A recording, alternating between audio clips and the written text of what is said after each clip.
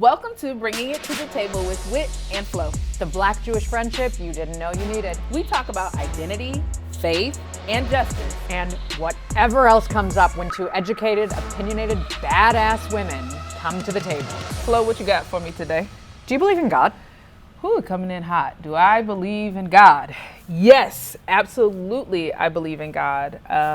As a deity, as a divine force, as the author and finisher of my faith. However, there's been some consternation, especially in the Black community lately. We had a very prominent Black gospel singer, Yolanda Adams, refer to God as a she. And you would have thought that my community was going to implode because my community, the Black Christian community, was going to implode because God was referred to as a he, or was referred to as a she and not a he. But my brain says a bunch of things about that, which we'll get to, I'm sure, during this discussion. What about you, Flo? Do you believe in God? I don't know. Fair. Okay. I don't know if wait. Okay, let's take two. I think I don't know is a way of saying no, but I'm uncomfortable saying that. Okay, that's fair. I do.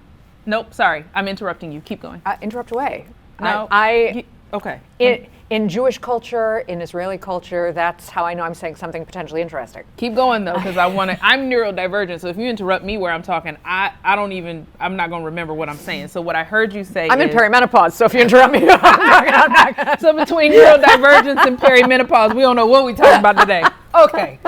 Okay, so back to what I heard you say was, it's more comfortable for you to say you do not know what your beliefs are instead of saying just flat out, I don't believe in God. But isn't Judaism a religion? Okay, so it is not more, I want to just clarify one little point. Yeah. I'm very clear on what my beliefs are. Sure. It is uncomfortable for me to just say, I do not believe in God. Why? It's a great question. What I can say is, I think too many people confuse God, religion, and spirituality. And those things can come together, but they don't have to. I'm an immensely spiritual person. Sure. I have spiritual experiences. I mean, I'm lucky if I have them every day. I don't think I could say that I have them every day, Sure. but in nature, in prayer. Yeah. Which again, is a communal experience, is a collective experience, is a Sure. transcendent experience. In art, at a concert, at the theater. I, in art school, was sitting once, realizing that we were all sitting in the same seats that we sat at every week with the same people, sitting together, watching together, responding together. I was like, oh, theater is a different form of church Sure. or synagogue. But no, there is no, I think we talked about this before, there is no Hebrew word Sure. for religion. There's this word dat. And that includes culture and tradition and heritage. And so a belief in God that's part of the religion or faith element of Judaism, Okay. but not a tenet. I need to sit with that for a moment because my brain there's so many questions. I don't know a Black Christian faith without a belief in God. And so I think what my brain is trying to grapple with is I've always assumed, and I mean, now I know differently, but I think when I first started working within the Jewish field, I thought that if you were Jewish, that meant you were religious. Honestly, I thought that meant you were Orthodox. I didn't know that you could be Jewish and atheist. I didn't know that you could still follow all the rituals because you host a Passover Seder. So how, I don't even know what question to ask you, but you host a Passover Seder. So how do you make... I not only host a Passover Seder, I keep a kosher home. That's right. That's right. And God forbid, as my best friend once said, I don't believe in God, I don't believe in religion, but that dairy knife better not ever touch that meat pan. Listen, one of my Jewish colleagues was telling me about how he was cutting up with his siblings and it was something that they ate on his mother's cheese plates, and she almost strangled them. And I was like, well, first of all, I only got one plate we only got Listen, we got the good plates and we got the everyday plates. So this whole concept of having cheese plates and meat plates is like, whew, Right. But that's not a part of religion. That's a part of Jewish culture. Well, first of all, there's some Jews who keep kosher will have their meat plates and their dairy plates. Some Right. Jews who keep kosher will have their meat plates, their dairy plates, and their parv plates. Some Jews will What have does their parv mean? What parv? parv, neither meat nor dairy. So what's that? What's left? Vegetables? Vegetables, bread. eggs are neither meat nor dairy. Do you know, I will say, here's the fun thing about, we got to talk about quirks later. We do, cultural quirks. Cultural related quirks, yeah, people yeah. quirks. But the funny thing is that there are things that will just will be natural, cultural knowledge. That's right. Or collective knowledge. That's right. That actually make no sense. Right. But you just know. Yep. Like Sort of egg. like Flo thought that cheese went in grits and it's sugar all day long. Pause.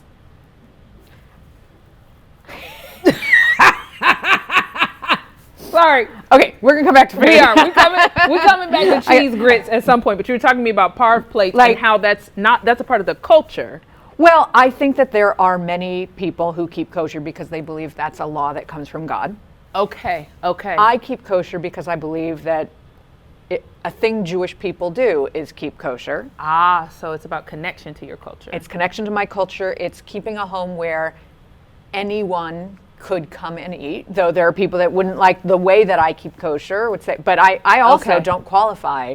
Do you keep kosher? Yes, I keep kosher. Okay. I'm not going to qualify that in any way. If you were to ask questions of who I am and how I believe, I'd say, well, Sure. I was trained in conservative Jewish law, in the conservative Jewish community. Okay. So that will give you some information. I don't keep Shabbat in a traditional sense. Okay. So somebody might say, well, if you don't keep Shabbat, then how is your level of keeping kosher? But my keeping kosher is part of my cultural Jewish practice and heritage, and not about a God-given law that says what I can and cannot eat. So back to Passover, how you are like the host for Passover, but Passover is about God. So like, oh, I saw your face.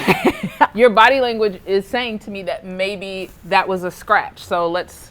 Thank you. Yeah. For me, Passover is about freedom and liberation.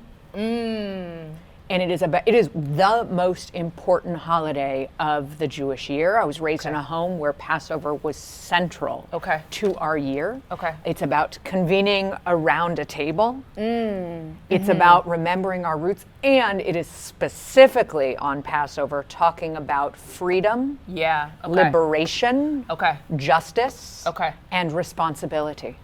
So could you talk about Passover without talking about God?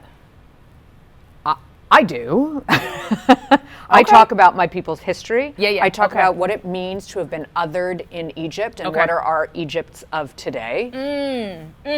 I talk about what our people has learned from being othered and what kind of obligations we have today as Jewish people, having been othered, having been enslaved in Egypt. We see ourselves as the descendants of an enslaved people, enslaved people. Right. And that obligates us Right. to advocating on behalf of other peoples and other oppressions today. Have you been to a Passover Seder? I have not. I've been to a Rosh Hashanah on a Sabbath. I've never been to a Passover Seder. Okay, well, first of all, we have to correct that. We do. We do. And I actually participated last year in a really special Black and Jewish Seder.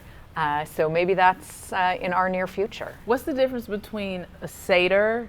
Is like, do you have a Shabbat Seder? What's like, help me parse out. Shabbat is on Friday night, every single Friday night, the entire year. When I was in high school, there was this organization that senior women, you wanted to be, and when you were a senior, you got to be a part of the organization. So I was so excited. I went to high school in Missouri. And when I became a senior, she said all the events are on Friday nights. So I walked up to the instructor. I said, I've been waiting 4 years to be a part of this organization, but all your activities are on Friday night. That's my Sabbath. And she goes, is that every week? Listen, in the Black Christian tradition, we got folks that only go to church 5 times a year. So I can see why she might. Oh, and we have high holiday only. That's right. People that only go to services on high holidays. That's right. But you were telling me yesterday that you have done a Shabbat. Yes. Tell me a little bit about that. So the Shabbat dinner that I attended was in Denver, And like I said, it was also during Rosh Hashanah. So it was a very, very special Shabbat dinner because, oh, you know what I've done too? I've done one in Israel.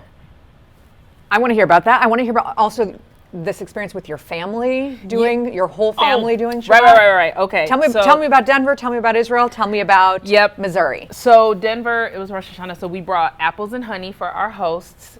And we had never So we brought apples and honey. Their daughter was there, so we got to see the special prayer that happens during that time. We ate together, no technology. We were out on their terrace. It was lit up. It was just so special and so sacred. And at first, my husband and I were sort of trying to figure out whether we should look at them praying over their daughter, whether we should look away, whether we should talk to each other. But eventually, it just became a conversation amongst friends. And so that was very special. So that was my first experience with Shabbat. Then I had Shabbat dinner in Israel, and there was wine passed around. I'm allergic to alcohol. I know. I'm allergic to alcohol. So I didn't get to participate in that. But even the breaking of the bread and the prayers and the relaxed nature of Shabbat was just super special. Right. I can't think of another word. I'll drink some more coffee, but I can't think of another word other than special, but it felt very sacred, very communal. Right. Mm-hmm. So then my neurodivergent brain, which really likes new things, was we're going to do a Shabbat practice. So, I'm in seminary, and our instructor said, we did a whole unit on the Jewish concept of rest and the Jewish concept of Shabbat. We studied Rabbi Heschel and also just looked at some scholars, some Christian scholars, about what it means to actually rest. And so I said to my family, we do not rest collectively. We're go 7 days a week. And so my professor had me write a paper that said, what will Shabbat look like, or what will Sabbath look like in your home? And I was like, I know what I can do. So I go to my Jewish organization where I'm working. I say, y'all teach me about Shabbat, teach me what I'm supposed to be doing. And so the next day I said, turn off all the lights. Don't turn on no darn TV.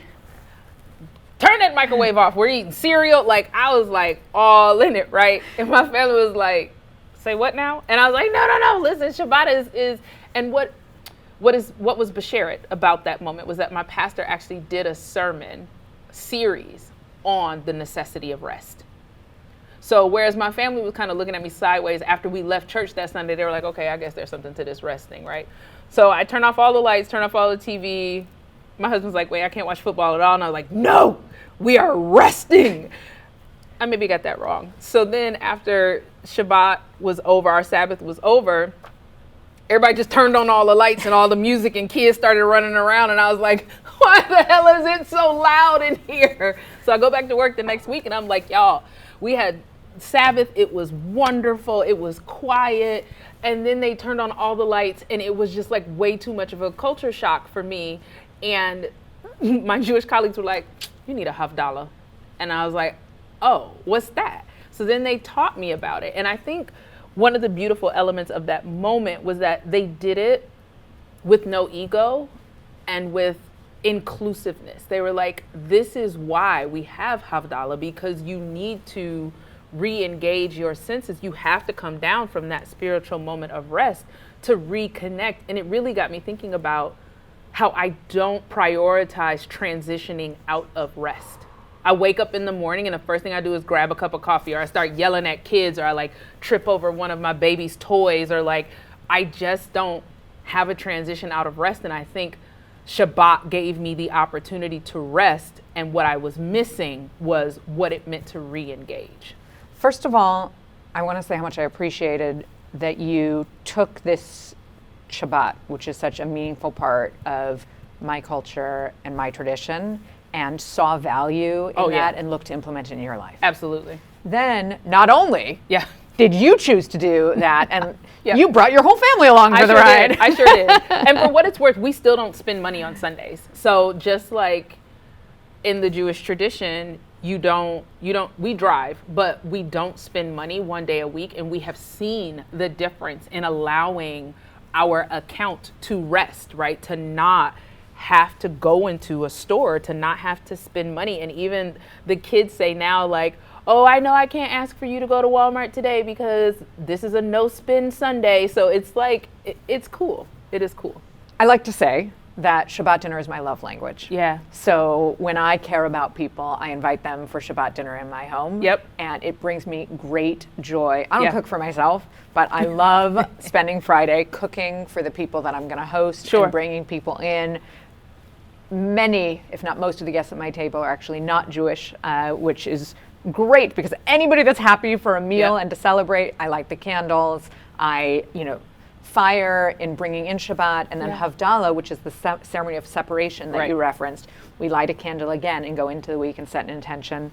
If I wanted to experience some sort of family moment, joyful moment with your family, is there some sort of equivalent? Yeah, so in our introduction, we say whether you're at the Shabbat table or the Sunday dinner table. In my family, the Sunday dinner table has always been the sacred place where we have been able, first of all, let me back up. My mom and dad raised me to eat dinner at the dinner table. So that is something that I'm learning is now not quite the case in most homes, but in my family, 6 out of 7 days of the week, we eat at the dinner table. But on Sundays, we invite other members of our family over. I cook a huge meal, and we actually take that time to do something that we call a sermon check, where we ask, like, what has resonated with you about God this week, or what resonated with you about the sermon, or we ask, like, do you have a praise report or a prayer request? So do you have something that you're grateful for or something that you need us to pray about? And we just take our time at the dinner table.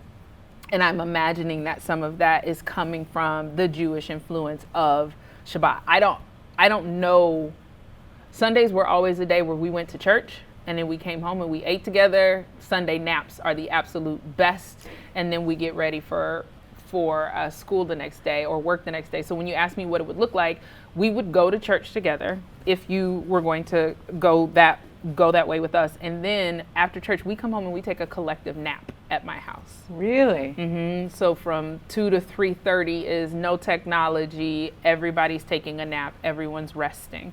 And then we wake up and we have dinner starting around 5. And from like 5 to 8:30, we're just with family. We play family games. We talk about our week. We eat dessert. It's the one day a week where we eat dessert. And it's the one day a week where I drink copious amounts of coffee. And it's just a really, really fun time. So that's what it would look like, which honestly sounds a little bit like what happens at your table. It sounds like Shabbat. Yeah. I mean, Yeah. we go to services. Yep. We eat food. Yep. We spend time as family, and we have ritualized things that we don't do that we do on other days of the week. Yeah. So I want to go back to something that you said, because I know the Jewish tradition is a very communal tradition. And forgive me, when I first heard the word minyan, I was like Despicable Me, but minyan and the requirement of collective prayer. What's interesting is that in my faith tradition, we are taught to pray solo and collectively. In the Black faith tradition, at least in my Black faith tradition, we have something called a prayer closet, where we go into that space alone, and we call it tarrying at the altar, where we pray and lament and praise, and we think very deeply with God, but it's on a very individual level. As a matter of fact, in my tradition, we say, girl, you better get to know God for yourself. But I'm listening to how you talk about prayer as a collective experience in the Jewish tradition, and I'm curious about that. Do you pray singularly as well? Are there times when you have to pray collectively? Hold on. Soundbite. Y'all, Flo and I are not a monolith. So if you are listening to this conversation right now and you're like, they're getting that wrong, please leave a comment respectfully, but also recognize that we are talking about our faith and how we treat our faith traditions and our cultural traditions, and we are not speaking for everyone. Thank you. Go ahead. Well, they say one Jew, 3 opinions. So okay, so tell me about prayer and how prayer functions. First of all, it is important to have a personal spiritual practice. Right. I love that you've talked about this one-on-one relationship. One might say a one-on-one relationship with God. I might say a personal spiritual practice. Absolutely. That can look like prayer, which is similar to meditation, Yep. which is similar. There's so many different versions of Absolutely. Absolutely. that. As a graduate of a Jewish seminary, but not a rabbi and not a Jewish legal expert, what I can say is what I love about minyan, M-I-N-Y-A-N, though that's the English, not minion, Right. M-I-N-I-O-N. A minyan is 10 people. Right. In my community, it's 10 humans, not Sure. necessarily, traditionally it would be 10 men. Ah, okay. Okay. Men are obligated to time-bound commandments, which include many prayers, and women were exempted from that. That is not the tradition that I believe in and adhere Okay. to. Okay. And so there are particular prayers that can only be said when those 10 people have gathered, which many people would say, because there are things that require community. Can I just tell you that Judaism is beautiful, first of all. I just need to, like, oh, there's just so much goodness. And I'm like, of course, we need to pray together when we're grieving.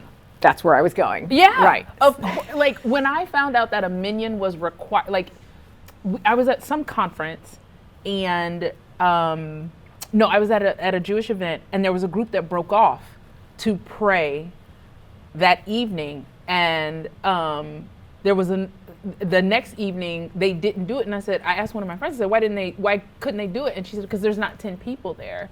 And I said to myself, how much stronger not stronger, but how much more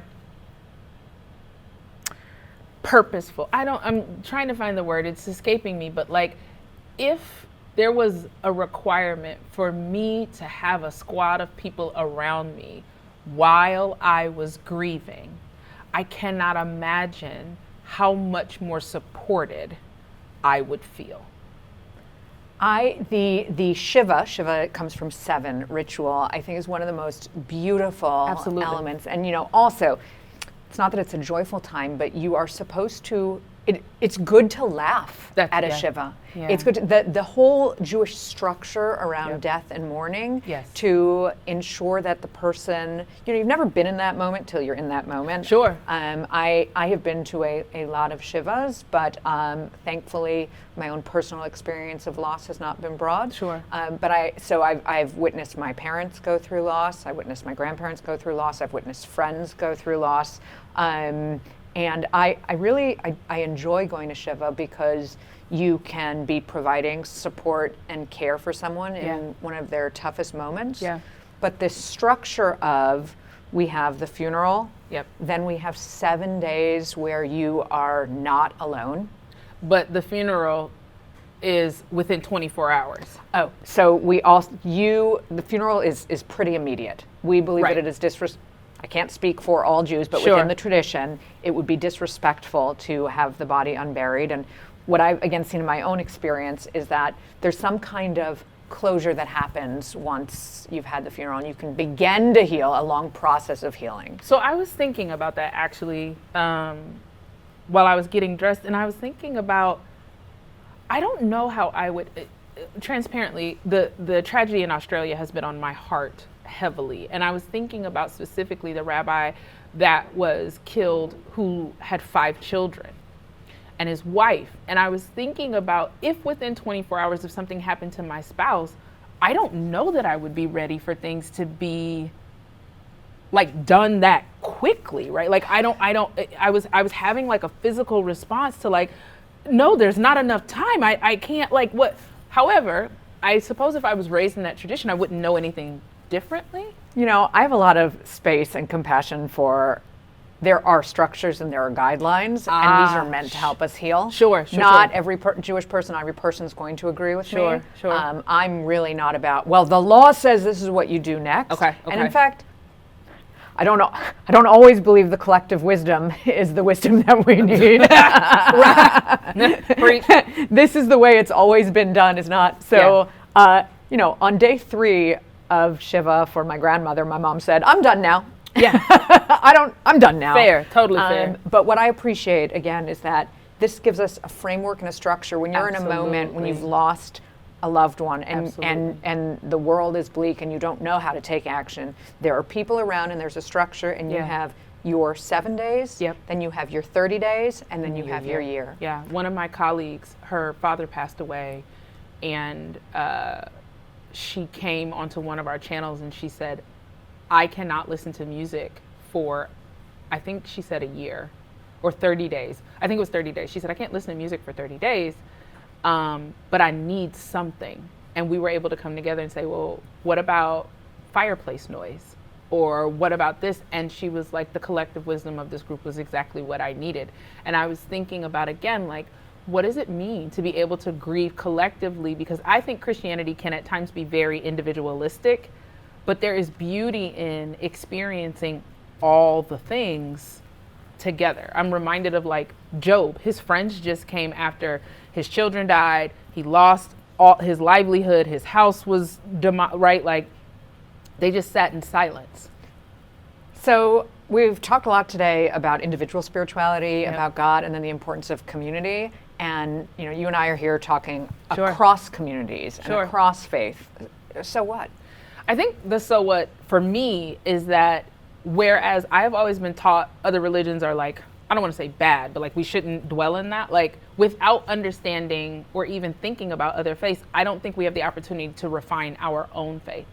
Moreover, I think it's okay to ask questions about someone's faith in a respectful way, and hopefully we modeled that today. But the so what is, you can't get to know a person if there are elements of their lives. You can't authentically know a person if there are elements of their lives that you are not willing to be vulnerable with them with and to share with. And so my hope is that people take this conversation as a model and go learn about somebody else. Well, now it's your turn. Take this talk, sit with your people, stir it up, see what rises. Whether you're at the Shabbat table or the Sunday dinner table or the coffee table, don't forget to bring it. And remember, you always have a seat at our table.